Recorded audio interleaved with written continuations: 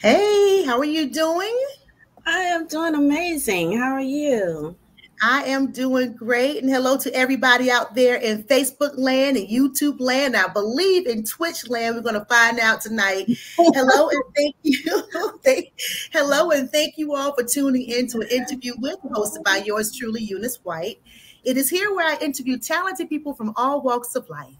Joining us tonight is author G.B. Lynch to discuss her book, We Are Still Supposed to Be Slaves, The Chronicles of Being Black in America. My sponsors tonight are Untapped Talent Records, Untapped Music Radio, and April J. Armstrong of Armstrong International Media, also known as AIM, for the culture, for the collective. Hello to everybody tuning in, and if you have any comments or questions for our guests tonight, please place them in the chat. So once again, hello to our guest, Arthur G.B. Lynch, and thank you so much, and welcome to an interview with. No, thank you so much. I appreciate that you are even interested, first of all, in my book, and that anybody's interested in anything that I have to say. So I appreciate you. Thank you for having me. Oh, you are so welcome. So how I came across you was from your husband. We happen to be Facebook friends rather. And we also went to high school together. So he was a fine guy back in the day, very nice young man. So I'm pretty sure he's still a wonderful guy and a wonderful husband today. So it's just nice to be able to reconnect and nice to meet you. And I love the way he's promoting your book. And I love African American and history and African history. Love it. So when I saw your book, the title alone, I was like, we're still supposed to be slaves. What are you talking about? Wait a minute. But then I saw the little fine print, the Chronicles of Being Black in America, and just your introduction prior to the chapter 1 of the book really set the tone. That was almost a lesson right there in itself. And I was like, oh, this woman is awesome. She has done some wonderful research, and I can't wait for you just to talk about it. So we'll start with the question I love to ask. When did you fall in love with? For you, when did you fall in love with writing? Wow. I've been writing really since grade school. I initially found a passion for poetry. So I actually still have collections that I actually wrote when I was in middle school. I still have them. And I've had a few people, when I mention that, they tell me that I should actually, publish those, because it's interesting to see, how you grow from, what my writings were then as opposed to, how I, write, phrase things, and, how you think about things now, so many years later. Wait a minute, not that many years later, but, so years later. Yeah. But yeah, I've always written. And then from there, I actually tried to start my first novel when I was in high school, but I just never got around to finishing it. And I do have a lot of projects in the works right now that should have long been finished. But as I usually say, it's just not enough hours in the day. So I told my husband, I had to put myself on a performance improvement plan, because there are things that I was supposed to long have had done and completed, and it's just not getting done. So I need to work on me to get this completed. Get it. Yeah, talk about having a lot of irons in the fire, because I feel the same way. There's so many things that are tabled because I just don't have the time, unfortunately, to really focus on it for whatever reason. But I mean, they're there, and I know at some point I'm going to go back to them and just finish them, develop them, finish them to completion.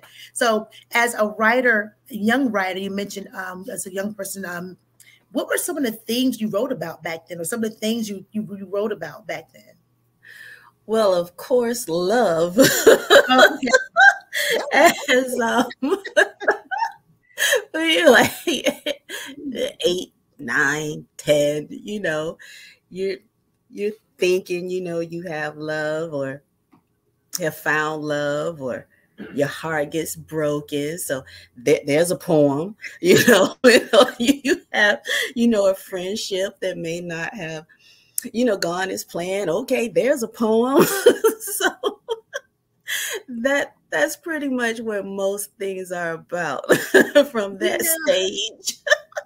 I was speaking with a couple of authors and writers and even songwriters I've interviewed so far, and it seems that every time we write something, it's always out of some kind of pain or disappointment, but they make for the best writings. I'm not sure why that's the case. I mean, bestsellers or favorite songs, top 10 songs. I'm like, from someone's page. Yeah, I write music too. I'm actually a registered songwriter. Really? So I have book a collection of music too from just years that I have to hook you up. You are actually in the company, and I'm waiting for many people to come on right now, but you're in the company of a lot of poets and songwriters and authors as well. And as a matter of fact, one of my sponsors, she's a part of an event that's coming up where they're looking for spoken word artists to come and read their poetry. And I read some of your poetry in the back of your book. So they're still, I think I saw an advertisement she posted today, and I think they're still looking for people to join. It's for Women's History Month event. So if you're interested, if you can be a part of it, when it comes on board, or when we get a chance, I will definitely pass your information along or give you her information. It's coming up. I believe it's virtual. I don't know all the details, but it's supposed to be a really nice event. So, yeah. Well, also, I wanted to ask you, who are or were some of your favorite authors and poets, and why?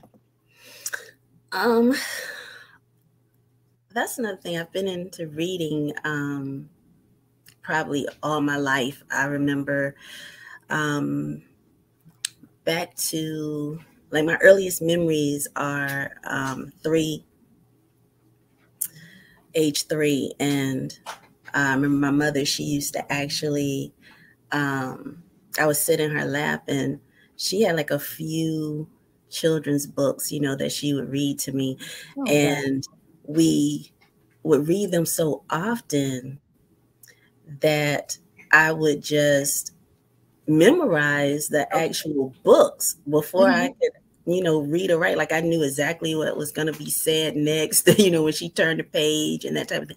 So from there, I started to actually read the books. So reading has always been, really important to me. My first author, I think, that really captured me when it came to trying to learn more about our history in depth was probably James Baldwin, and Nikki Giovanni.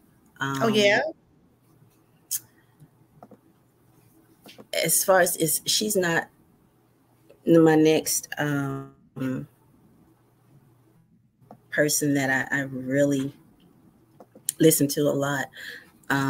That she's not a writer, but I used to listen a lot to her words, the words of her music, and that was Billie Holiday.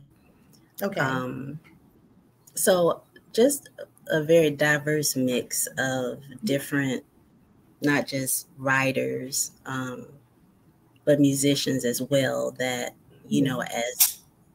as they wrote or performed, they spoke to me. I heard them, I felt them. And I would oftentimes, things, if I would hear something that I did not understand, as a younger person, it made me go and research. I spent a lot of time in the library when I was young, and I still love going to the library today. I still spend a lot of time in the library when I can. I can tell when I was looking through the book and I read your reference list, I said she have over 150 references. She was not playing. She was not playing. She really, when you put this booklet together and just to share with us a lot, like I stated, unearthed information about our history going as far back as even Africa. I thought that was wonderful. And I like the fact that that you were able to, I mean, I know this had to be a lot. How long did it take you to do this, as a matter of fact?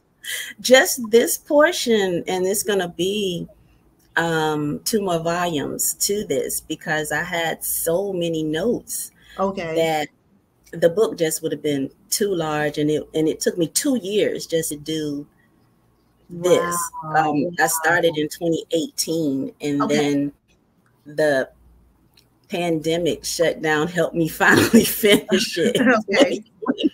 Yeah. Well, have you started the next couple of volumes yet? Trying to organize and compile like what's going to go in each volume, the next couple books?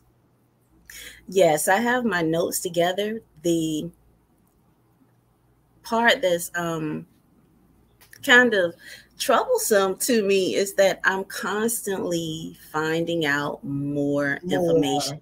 Like as I run into something and I'm just like, I should know that, but I never heard of that. And that's really how this came about. Because I knew you said you were going to ask me how did this project come about. So I apologize if I'm jumping the gun. No worries. Ran into that, but when I would hear things, and I feel like, okay, at the time that I published the book, in 2020, I turned 50. And I felt like before that, in my 40s, and I'm hearing different things, you know, little clips here and there about different pieces of history, Black history, which I consider American history, is all of our history. But I would hear things and I'd be like, wait a minute, there's no way that I should be this age and I don't know this. Never heard. None of, you know, your educators, none of the, you know, walks of life and travels that you've gone through. And then all of a sudden, this little tidbit I'd run across of information. And so I'm just curious by nature. So anytime I would, you know, see something, read something, hear something, so I go and do more research and find out, wow, and I never heard that. So then I'm always, of course, bouncing things off the hubby. So I asked him, like, did you know this? And then, you know, if he says no, I'm like, well, this is ridiculous. We should know this. So as I kept saying that, I ended up saying, well, you know what? All this information needs to be, you know, in one place. Somebody needs to write about this. And so eventually I said to myself, well, somebody's going to have to be me. You cannot, you know, wait for someone else to do or expect someone else to do something that you can do yourself. And I felt really passionate about this, and having gone through and, you know, trying to figure out exactly how I was going to actually do it, because it's so much that we don't know. It's like we think, I hear it all the time, we think we know everything. Oh, why are we still talking about slavery? Oh, why are we still making movies about slavery? You know, because we think we know it all. We don't know it all. And why is it important for us to know? Because we don't want to repeat it. Exactly. That's the main I always say, I don't want to repeat this.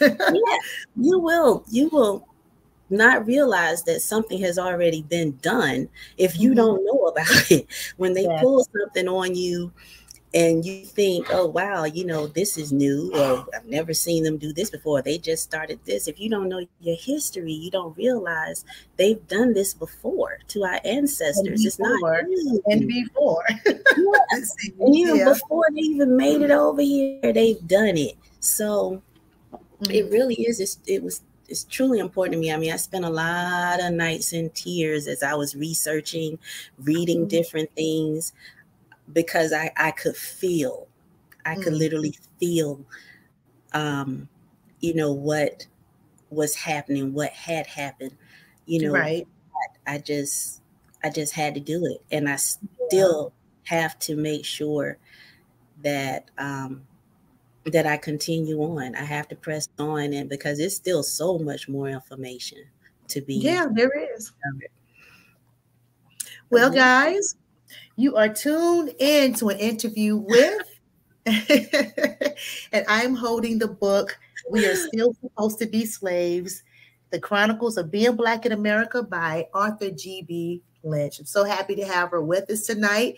And if you guys have any questions or comments for the author G.B. Lynch, place them in the chat. In the meantime, we are going to go to our first sponsor. We haven't even touched any part of this book yet. This is a deep book, and I encourage everybody who can, please grab this book, order it. It makes a wonderful gift, makes for a wonderful gift. Especially if you're a lover of Black history, African history, African American, however you want to classify it, you're going to be very amazed at a lot of the people that she is able to introduce just in this first volume that we've never heard of before. Many of us, I'm not going to say all of us, many of us have never heard of the names mentioned in this book that she's had the fortunate opportunity to find out about. So we'll be back, but let's tune into our first sponsor. And again, we are here with author G.B. Lynch to discuss her book today. So, calling all singers and rappers and poets. Do you need beats, management, studio time, or would you like to have your music played in rotation on Untapped Music Radio? Well, for more information on affordable prices, contact DJ Get Loose or T Hatchet at untappedtalentrecordings@gmail.com. Let's check out their affordable packages and meet one of their satisfied customers now. So we will be right back.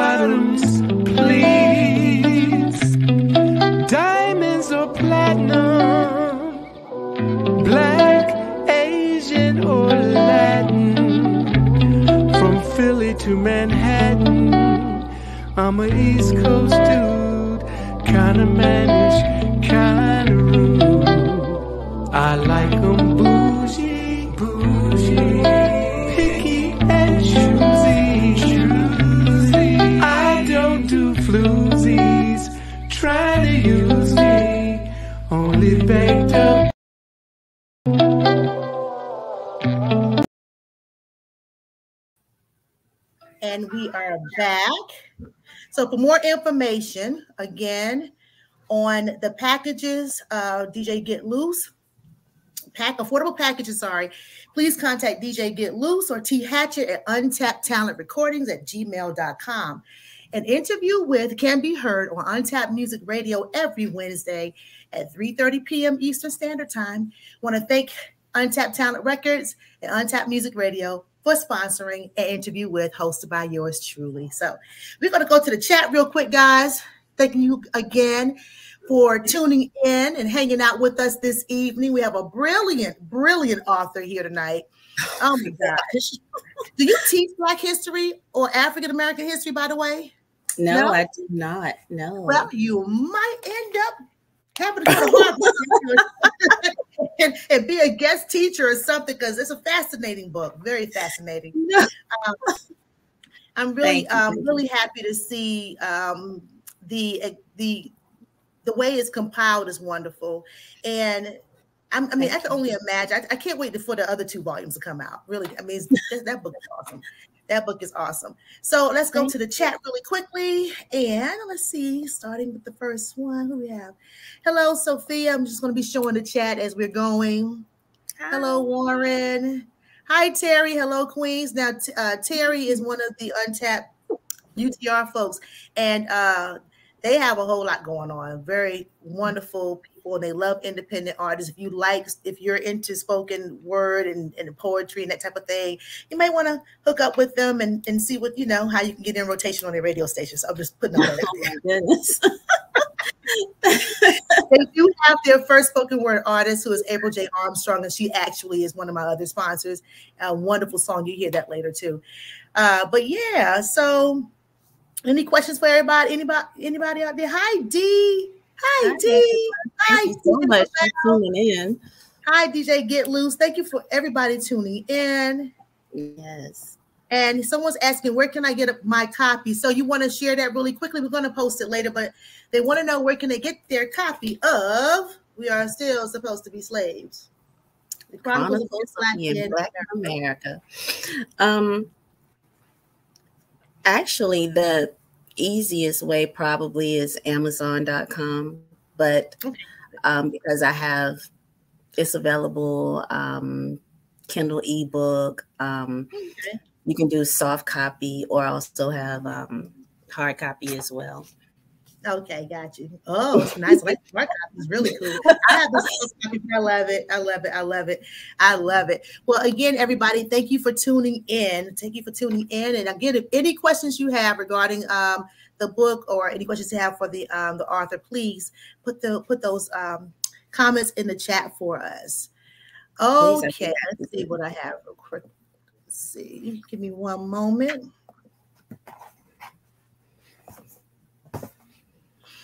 Okay, so, all right. So as I read your book, what amazed me was to realize that Harriet Tubman was not the only or the first slave woman to be present or be presented on U.S. currency. I'm going to ask everybody just for 1 second, just take a look at these images. And this is discussed in the author's book. I want you guys to take a look at the images. And maybe I'm the only one who didn't know this. Sorry for my ignorance, but I did not. Take a look at the images, please, of U.S. currency during slavery time. And I want you guys to think about it and then put your comments in the chat. Give me your reactions, okay? Let me know if you've even seen these images before. All right, we'll be right back.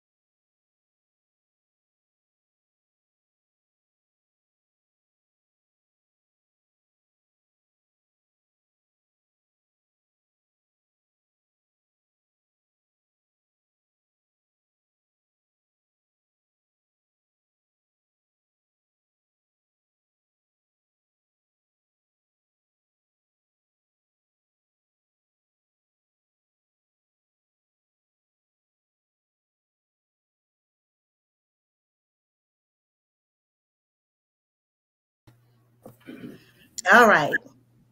That was the money back in the day, right?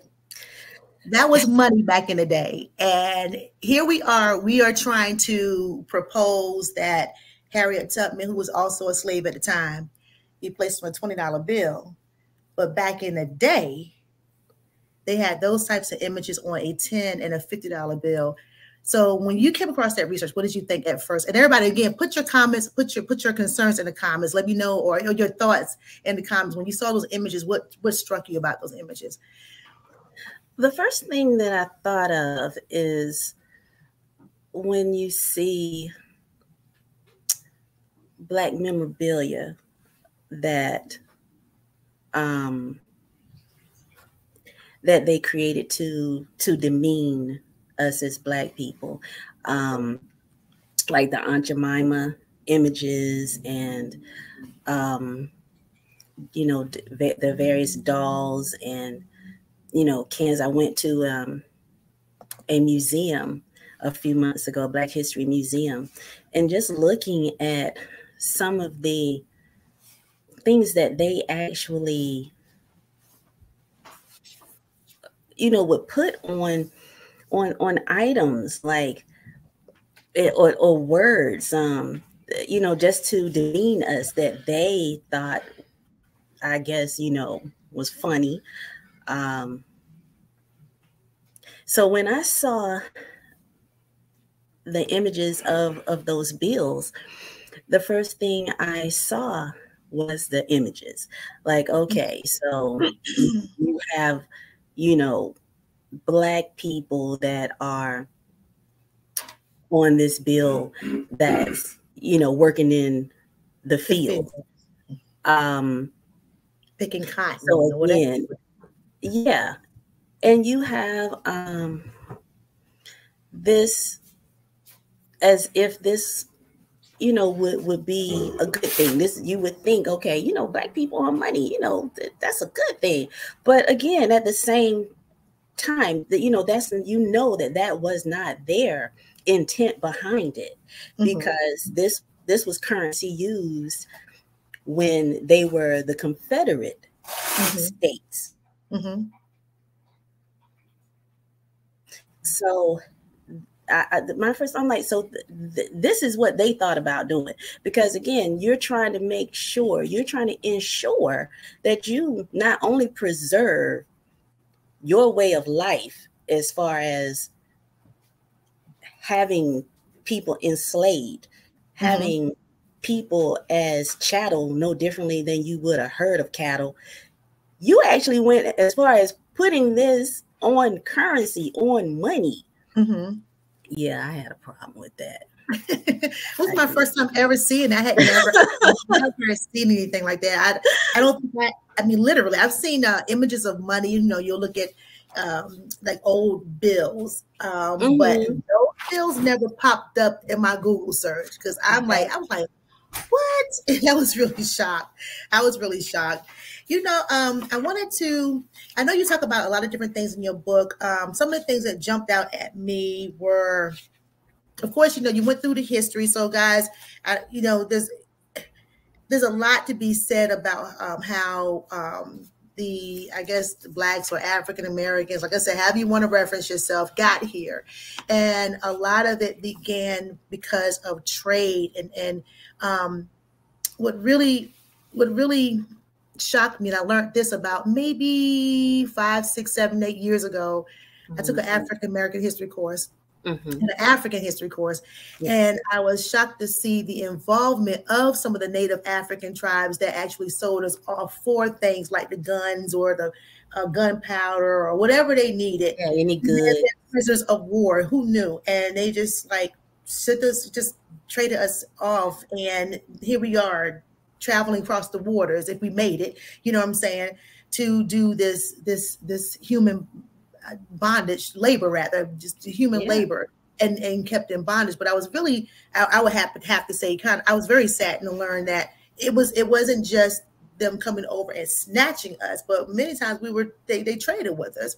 And I also found out too, what was really really interesting, a lot of them traded with us because sometimes they may have been forced to do it because they felt like they needed their help for whatever reason, or a lot of times they wouldn't trade with you unless you converted to their religion. And that was another thing, you know, that was something that was used, you know, to get control, I guess.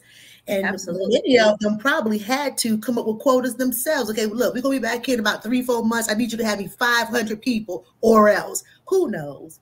Who knows? But it was just really that did take place. All of that did take place. Yeah. There were various many variables as to how all of this came to be, and from the different struggles, the different nationalities that, you know, partook in the enslavement of Africans. But that is one piece that I think has been left out a lot of times when we listen to our history here and there. And I wanted to make sure that, you know, that we don't leave that out. I mean, for me, history is what it is. It's like you can't just leave out the parts that aren't cute, or you know, that don't put us in a good light. It is what it is. And I felt like too that that's something that we as Black people, we really don't have. We really don't have a lot of honesty presented to us and truth presented to us when it comes to our history. That's the other reason why I feel like it's so important for us to, you know, to continue to gain as much knowledge as we can, because we have to, I feel anyway, and I hope others do, but I feel that I have to know, and I have to tell others. It can't be, I know something, I hold on to it, and, you know, and I don't share. Yeah. You know, it's funny you mentioned that. I did come across another piece in your book, and I was glad that you addressed it. You know, back in the day, our elders really didn't like to talk about stuff like this at all. You can ask a question, you could try to figure out why so and so and so don't look like the rest of them. Wait a minute, we body light and we all dark skinned. It's like, wait a minute, his hair all curly. Like, wait a minute, what is that? You know, you don't want to talk about stuff like that, right? Right. Yeah, or anything. There are stories, as a matter of fact, there's one particular story I thought was super cool. If I could share this really quickly.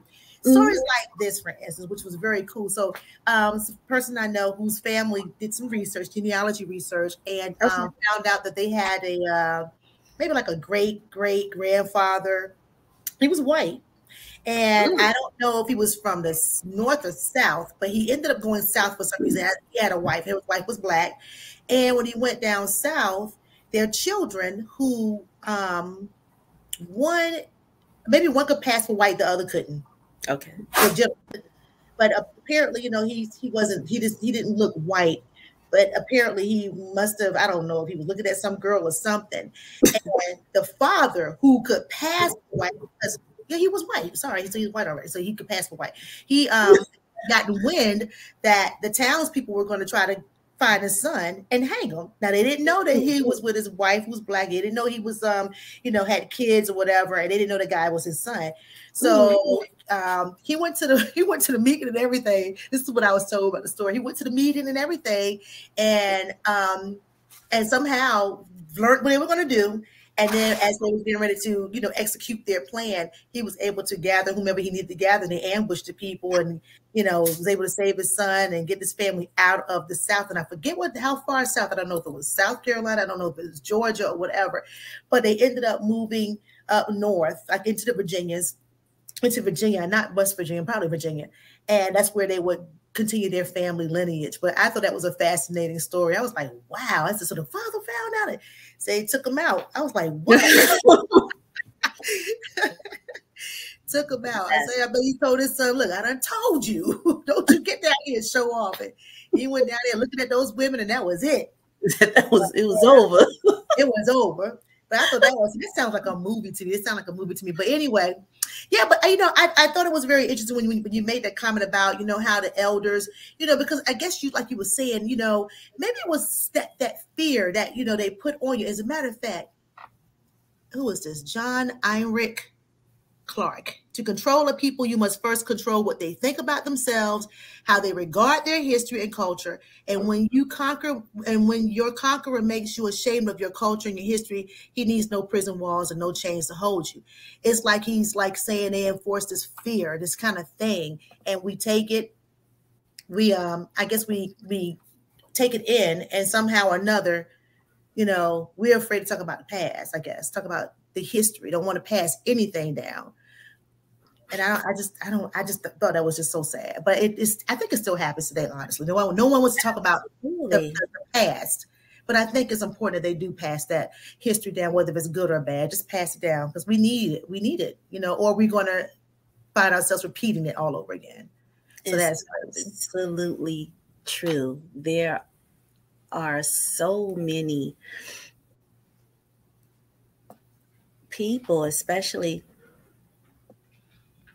Black people, seniors today, that they have a lot of history that they're holding on to, things that have happened to them that they never shared. There was a gentleman's story that I read that he was, I believe, in his late 80s, and he finally shared that he was hanged when he was a teenager. And the only way that they tried to hang him they did hang him, but he was able to get out of it. They let him down because they thought, of course, that he had done something to a white woman at the time, and he was pleading with them about his innocence, and someone actually came along and was able to verify what he was saying, and so they cut him down. But he never told anyone until he's in his 80s.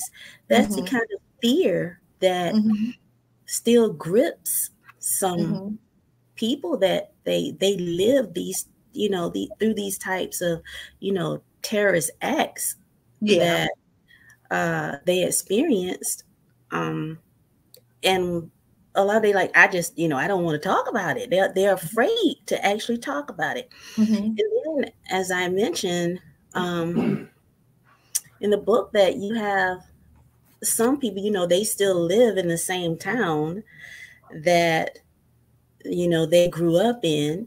So if Mr. John tried to hang you when you were 17, well, now Mr. John's great nephew is probably mayor or something like that. Right. And so it's like they still, they hold on to that time, that moment of time. Yeah. Because, and now they're afraid, that they're going to have some type of repercussion or blowback from, this mayor. It's like that lineage in that town, still has a grip over the people and the Black people that live there. So it's like they carry that. And there's so much that's been taken to the grave that we won't ever know, that they never shared, as far as what they experienced, what they saw. Right. Just horrible. It's just amazing. I want to talk about one other thing that I thought was fascinating. We come back from our next sponsor, but we'll capture that when we come back. Very interesting. So, hey guys, I just want to thank you guys for tuning in. If you're just tuning in to the broadcast, you are here at an interview with author G.B. Lynch. She is the author of We Are Still Supposed to Be Slaves, the Chronicles of the Black in America. And we're having a fascinating conversation on just history, not only African American history, but African history as well. And even up until today's time, how all of this stuff is really relevant today. About to call you Dr. Lynch. Uh-oh. Did you hear that? I was going to say Dr. Lynch. Okay, I'm going to say Dr. Lynch has compiled a reference list of over 150 references to support what she was able to unearth about our history. And when we come back from our break, meeting our next sponsor, we're going to talk about a few things, again, that's still relevant today. So you got to get this book, guys. It is a wonderful book, and it will make a great gift, great family heirloom. It just make a great gift. And if you know anybody who love African-American history and African history or history, period, this is a good book to add to their library. So we'll talk about that more when we come back. But anyway, let's meet our second sponsor, guys. Now, this time we're calling all independent singers and rappers and poets. Do you want to have your videos played in rotation on Armstrong International Media, TV, internet streaming platforms? Well, if so, for more information on affordable packages, along with social media and marketing services, contact April J. Armstrong at aimincorporated21@gmail.com. Again, that's AIM, AIM, incorporated, the numbers 2 and 1 at gmail.com. April is also the first spoken word artist on Untapped Talent Records. Her new song, To a Friend, can be purchased at untappedtalentrecordings@gmail.com. Let's hear from April now and meet one of her satisfied customers, actress and evangelist Andre Harris. And we'll hear her new song, To a Friend. We'll be right back.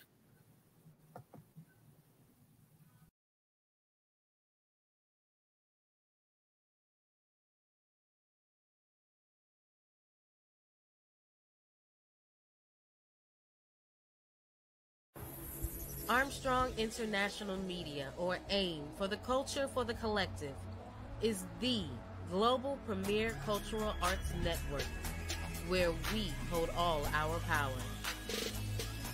A social media and marketing company, we also offer voiceovers, graphic design, commercial development, and of course, podcast production.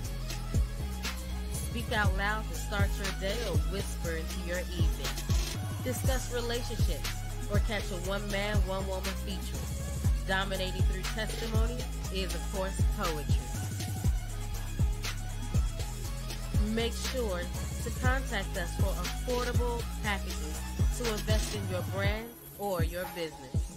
So make sure to follow, subscribe, like, and share. And AIM, for the culture, for the collective.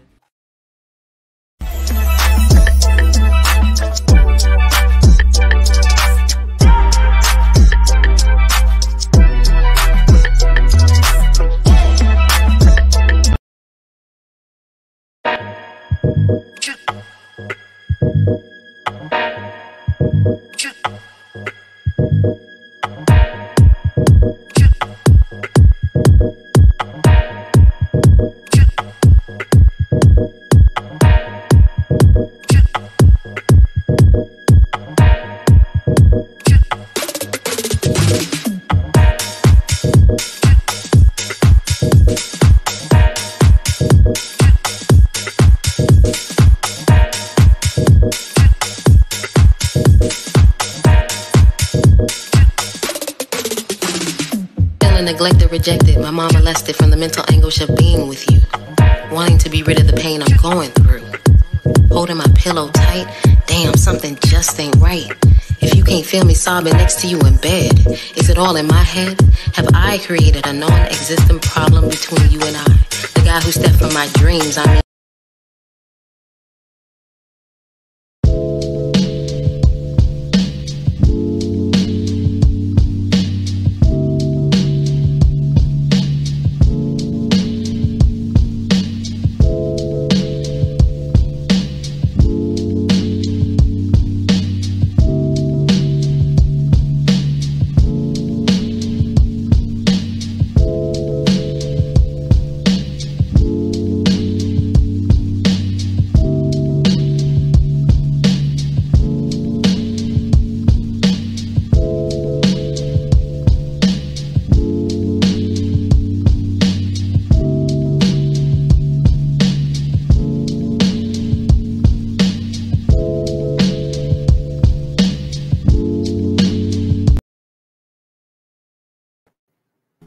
Okay, we are back, and all right. you had a chance to meet Miss April J. Armstrong. Armstrong International Media will broadcast this show and interview with this spring via Roku and Fire Stick. So stay tuned for the official launch. And I want to thank Armstrong International Media for presenting an interview with AIM. Just so you guys know, the very last clip you heard or you saw, it was a clip for our guest tonight, just to let you know where you can find her book. She has it available on Amazon, so check it out. Get the book. It's really great. All right, so I mentioned before the break that I had another comment a question I wanted to ask you. And you touched on human trafficking. We talked about how this thing has just been a cash cow, as you stated, and how since the beginning of time, well, we'll just say with respect to African Americans, do you want to touch on human trafficking as it relates to enslavement and the money that's being made off of organs? I think that was one of the two most interesting things, not in a great way, but just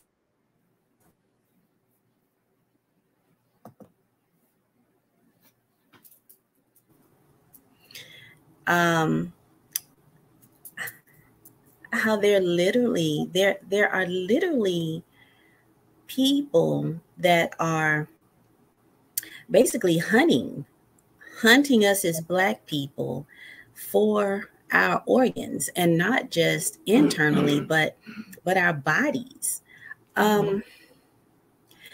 There have been cases documented, as I do speak about in the book, where there's this company that they provided, body parts for like medical research and things like that. Mm-hmm. And so I've often wondered, and I know when you're in, like medical school training, people that are training to be physicians, they do need cadavers, and there are people that do donate their body to science when they pass away. Sure, absolutely, I understand it. Got it. Knew about that. Was aware about that. Yeah. But, some always kind of stuck with me though. Kind of like, well, really, do people really donate themselves? Every day like that though? I mean, I know you have organ donors, but really, do people really donate themselves like that every day? So for some reason, there's always been this interest or belief by some that, we as Black people, that, our bodies are richer. We have like our organs, our blood, they seek it out for their longevity when they're in need of different parts and things. But what I was not aware of until I discovered this was that literally body parts, like this one company was dealing, if you will, in body parts. Like you could buy a torso or a half a body, or a leg and thigh or what have you. I mean, and then they discovered that these were not Black people parts that they had willingly donated as well. So it's like we just have to be careful in general as the Black race. It's like we have a lot of people that, again, even as our ancestors were enslaved and they did not see them or view them, as human beings, did not believe that they felt pain. So did all types of research and, medical discoveries that they utilized for experiments. So what I want people to understand is that that's not yesterday. That is still happening today. Those barbaric things are still happening to us today. With regard to human trafficking, I truly believe that a lot of us that are missing, a lot of it has to do with sinister things like that. And to me, and again, as I say in the book often, it is my belief, or it is my opinion, that a lot of our missing, they don't get or receive the media coverage that they should, because of things like that. I just won't say that I believe that this is something that's not known in the circle of the people that could be giving more media coverage, because to me, a missing person is a missing person. Right. Why is it that oftentimes the Black community, we're responsible, or we bear the responsibility of trying to find our own people? Because if they run the story somewhere once, it might be local. It may not make it national. And if we do get some national coverage, they'll pick one person when we've got a roster. Yeah, a roster that are missing. And especially when it comes to Black women are, the list is just so long of the missing Black women around the country that nobody talks about. There's rarely any discussion about it. You just would think that the only people that get the missing, I'm sorry, but are white women. And again, and I'm not saying that they should not receive coverage. I'm just saying the rest of us should too. Our lives are valuable as well. We have loved ones that are looking for us and missing us and want us to return home too. Right. I definitely believe a lot of the human trafficking today is still not that much different than, the way it started so many years ago. It's really interesting. I love like how you kept using the word cash cow. And it's been going on for years. For centuries. And it's really amazing. It's just like they may find one way of doing something to make money off of the slavery, and then somehow or another it just changes throughout time. And I even like how you talked about the sharecroppers and how many of them technically you felt like, well, based on the writing, felt like that a lot of people still didn't receive their freedom until the 60s as sharecroppers, and it's just interesting. They don't know. You think that again, we have to think about who actually has told us the majority of our history. Exactly. It hasn't been us. We haven't passed down our history. We discussed that a little bit ago. So when you leave your history to be told to you by someone that doesn't even look like you, they're going to tell you anything. Right. Yeah, and you're then right. We just believe it because we're not going to question it. If we're taught, as you said, you took a class, if we're being taught by someone that is supposed to be an educator, someone that's knowledgeable in this subject of Black history, so we're supposed to be able to believe them and trust that the knowledge that we're receiving from that person is valid. It's actual, true, authentic history. But unfortunately, we have been told a lot of things that just aren't true. As I like to say, it has a slant to it. Something that they have taught us throughout history. And it's important for us to check out these things and verify, because just check research, question. I remember one time. Money. Yeah, it's about money. I remember one time you did talk about religion a little bit in the Bible. I mean, in the Bible, in your booklet as well. I must be getting sleepy. You mentioned in your book about how we let me find it. It was something, it was a good quote. It was we're living in a historical drought. I love that. And we have left everything in the past except for religion. And I remember being in church. I think I had just joined a church. I really wasn't raised in church as a child. But I did go. I did go when I would visit with my great grandmother. But when I got older, I would say, oh, it's what you do. And I did it. I became a member of a couple of churches. And I never forget one evening I went to a Bible study because I was just, like you said, I'm learning. I want to learn.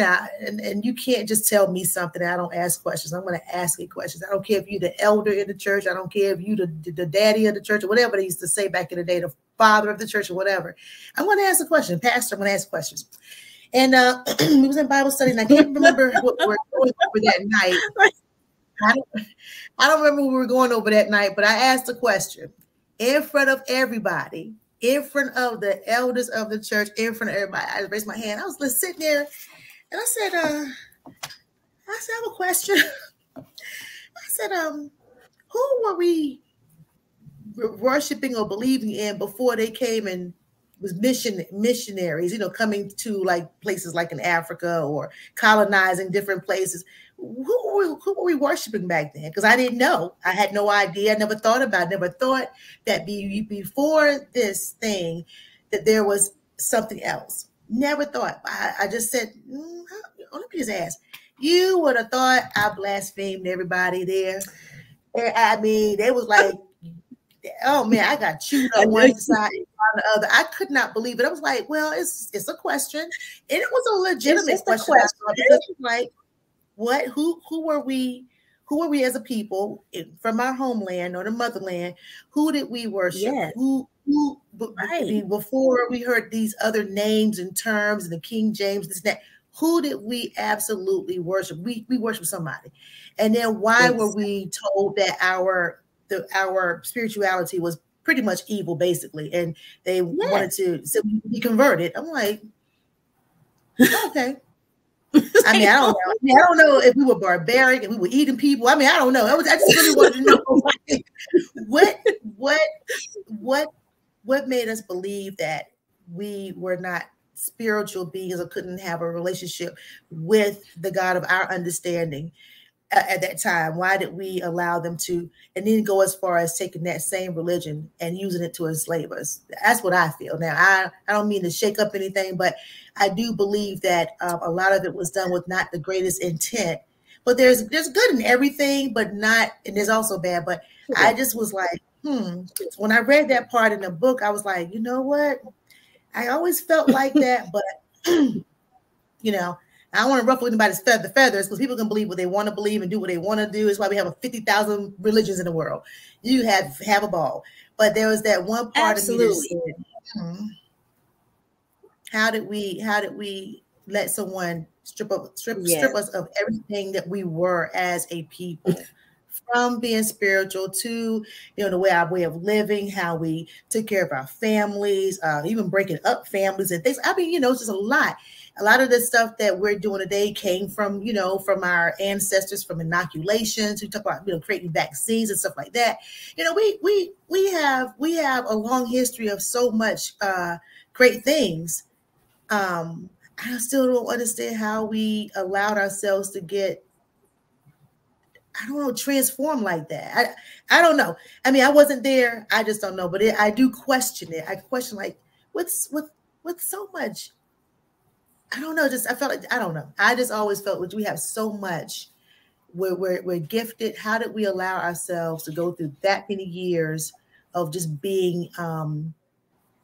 And I'm not saying we didn't try to fight for our, you talked about rebellions and things here in the book too. I'm telling you, this is a good book. She has so much, and this is just volume 1. She talked about rebellions. I mean, we have a lot that we've done to try to overcome this thing, but and all we've done is something up here that hasn't clicked yet. That's what I'm trying to say. How did we let ourselves, I don't know, how do we let ourselves get transformed to the point where we forget who we were before all that came about? I don't know. Or before they came along, before the ships came, before the Arabs came, before whomever. How did we let ourselves, and then I don't know, how do we sell it? How do we sell each other out? We still do that today a lot of times. I hated to say it, us as Black people, we would sell each other out sometimes. And that's what we did back in the day. Half of us got over here. Somebody sold us out, set us up, It's connected. It really is. Or guns, or it's for gunpowder. I'm like, how do we let that happen? I don't know. It's a question. Absolutely. I don't know if I have a good answer, but it makes it's me one wonder. of those situations that exactly. It just makes you, like I said, when you really understand the dynamics of, our history, it just makes you question things. And as you said, I didn't write a word to, offend or make anyone feel any type of way, especially when it came to the religious piece. But I'm like, I'm just asking a question. It's like, if you really understood the fact that, first of all, our enslaved ancestors, their owners did not even believe that Africans had souls. So my question was this: if you don't think a person has a soul, then why are you presenting them with religion in the first place? That was my first question. But then secondly, the religion that you are presenting them with, is it really the same religion?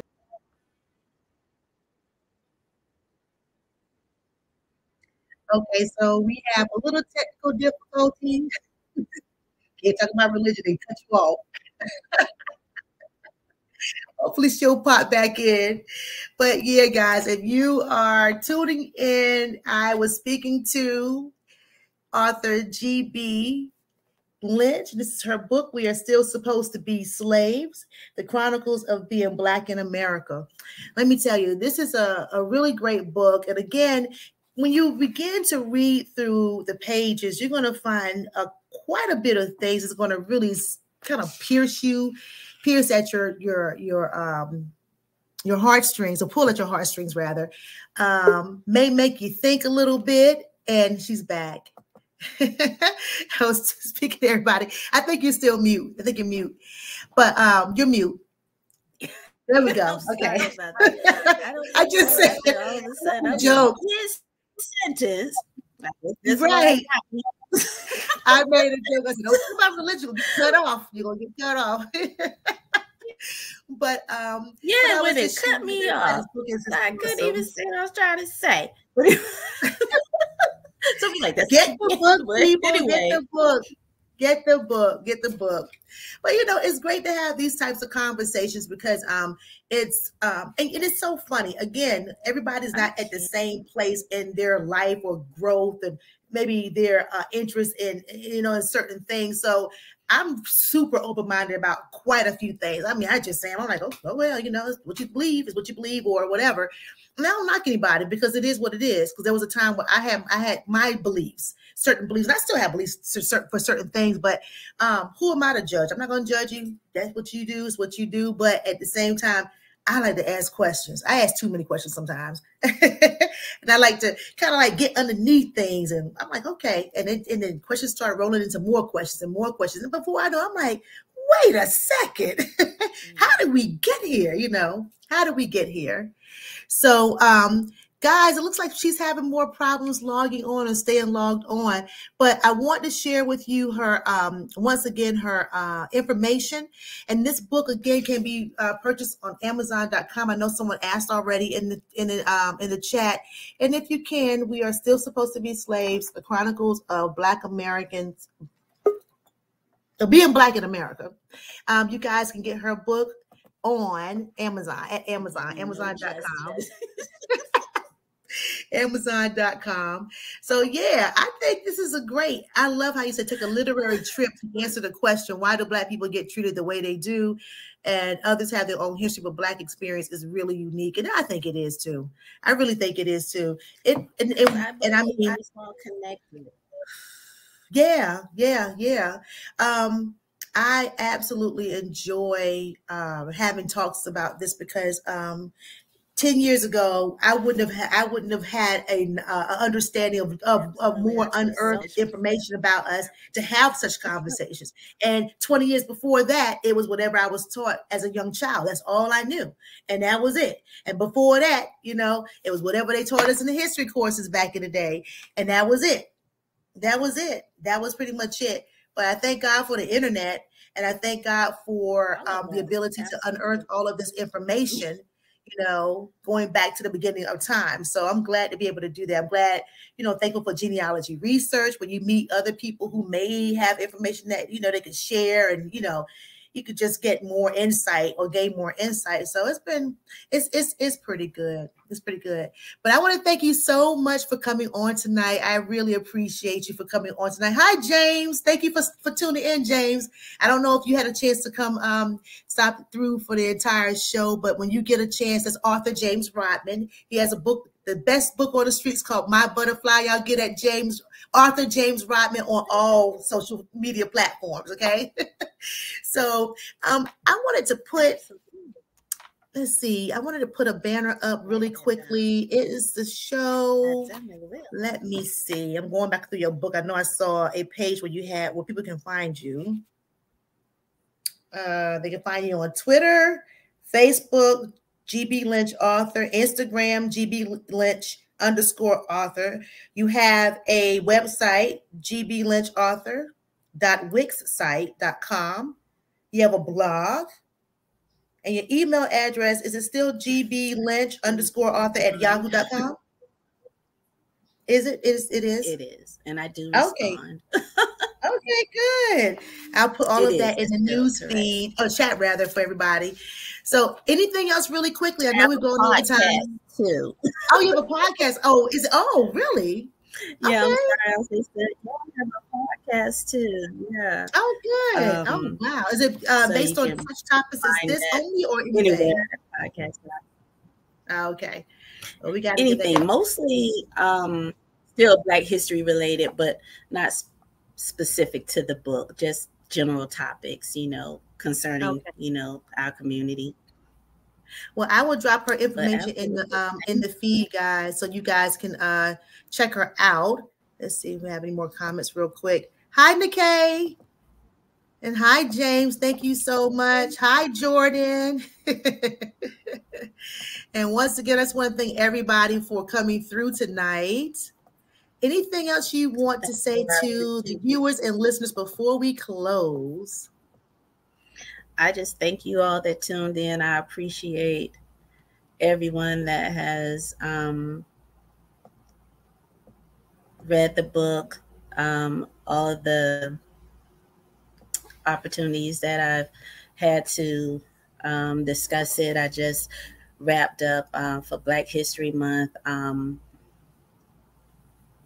the beginning of my book tour for this year. So I have a few more venues that I'll be traveling to do signings and things like that. So it's been awesome. I appreciate all of you. And if you do get the book, please do a review. I'll make sure I do one. I'll make sure I do a review too. So please, everybody, get the book. Look, get the book, and please do a review. Okay. Review the book. It is, again, it's a well put together book, and she said that's not it. She have a couple of more volumes that's going to come out after this one, so I can't wait. And again, I just like the fact that you introduced so many new names to our history that I hadn't even heard about, who had a play in either helping to end it, or helping people through the history, or who have been advocates, or like Pan-Africanists, for instance, for the cause of just for ending this. Wow, there's a lot of stuff in here. Oh my God. Man, y'all gotta get this book. You gotta get this book and be ready. Get ready, because there's a lot of stuff that's gonna make you say, oh my goodness. But it's history. My next book, I'm sorry, but before you let me go, my next book that's going to be coming out before these volumes, I actually have a soul food history book that's going to be coming out hopefully in a couple of months, from where, a lot of us, we have traditions, foods that, we grew up eating and things like that, but really don't know the history behind why we eat great-great-grandma's mac and cheese recipe or what have you. So I think that'll be interesting too. Yeah, it would be interesting. I can't wait to see that, read that. Okay. All right, guys. Well, thank you. Hi, Terry. I didn't know you was on. Hey, Terry. Thank you for being here. Hey, Warren. So yeah, people showing you a lot of love in the chat. So that's good. So listen, you got to come back when you get the other volumes. We'll have you come back and let's talk about some more stuff, because I really appreciate you all. Thank you for. I keep showing this book because here we go. I keep showing the book because this book is thick and it's rich of a lot of stuff. But I can imagine what else you got in your hands. I appreciate it. I'd be happy to. Well, good. Okay, guys. Well, I will definitely have you back, and I just want to thank you once again for being a part. I really appreciate you. Thank you. This. Yeah. So, okay, to everybody that's still on board, I want to thank you so much for joining us tonight, and I look forward to watching our guest continue to grow and continue to build and share. I've already called her Dr. Lynch tonight. Well, we are here with author G.B. Lynch. So maybe I'm speaking something into existence. I don't know. But I just want to say, I don't know. I just said, doctor, I said, it just fell out my mouth. It's Dr. Lynch. I'm like, oh my gosh, I didn't realize I said that. This fell out. The words fell out my mouth. So maybe that means something. Maybe that means something. You've already done the research, so you already have your what do they call it? The paper you write when you get your master's or your doctorate. You already have all the research you need to get this, Yeah, that's it. You're there, yeah. So you're already there. So that's a good thing. Well, I hope everybody enjoyed themselves tonight. And I want to always thank my sponsors. The most loving people, Untapped Talent Records, Untapped Music Radio, and Armstrong International Media. So that's DJ Get Loose or Frank Hatchett, Minister T. Hatchett, and April J. Armstrong. Thank you so much for supporting this show every week. I want to invite everybody to come back next Tuesday at 8 p.m. to learn more about another talented creative. And if you know someone who you believe is a talent that the world needs to know about, please give me a contact. Reach out to me at aninterviewwith430@gmail.com. And once again, that's an interview with 430@gmail.com, so I can book you and we get to let you tell your story right here on the interview with. So thank you again, everybody. And I look very much forward to seeing, you guys again next week. And we're going to close out, and you all have a wonderful evening. And thank you again. Thank you again, Dr. Lynch. Thank you so much. All right.